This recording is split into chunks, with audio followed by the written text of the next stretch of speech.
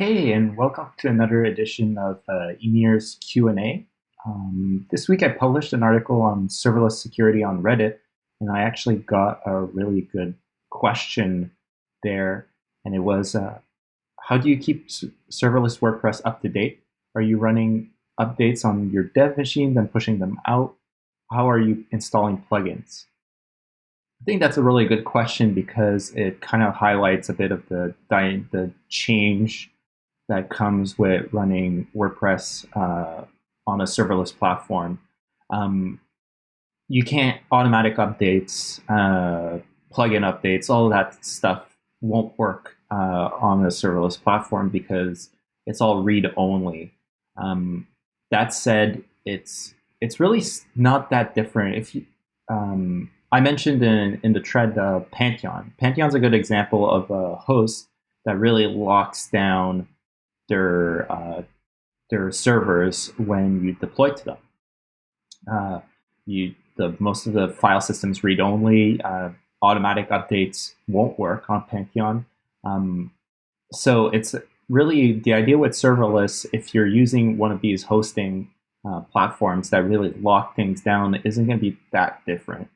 For example, with Pantheon, what you're expected to do is push your changes through Git. So Pantheon's a really developer platform, much like Ymir is trying to be. So you push your changes, you commit your changes to your WordPress project, and then push them, and then they take care of deploying the code. So updating WordPress would be done the same way. You have to run the updates locally, and then commit those changes, and then upload them to push them to your repository, and then these would get pushed out to your serverless environment if you have some sort of automatic deployment set up. But you can go one step further, and those are things that I've written about. You can automate with Dependabot your dependency. If you're using Bedrock and you can use Dependabot to use to track your Composer package changes, and then you can update WordPress and plugins that way. My blog, carlalexander.ca, works exactly like that.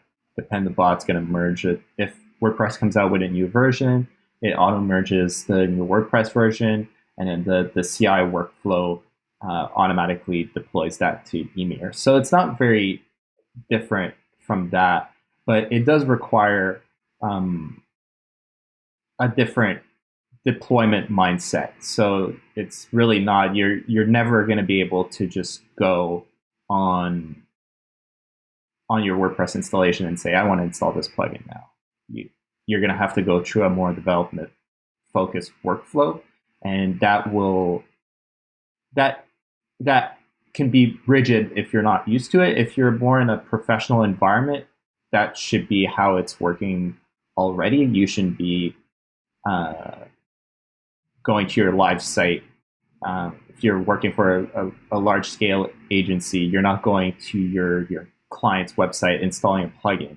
You have a kind of development workflow where it's going to go to staging, and then you push that out. Whether you're using Composer or not, you should be using some sort of version control to do it. So if you're familiar with that, then the workflow won't be that different.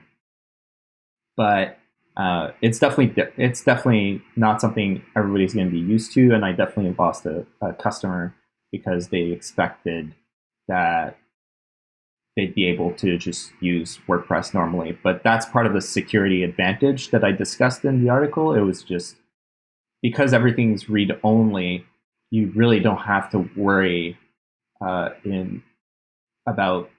PHP file injections or your files getting modified in some way because they can't.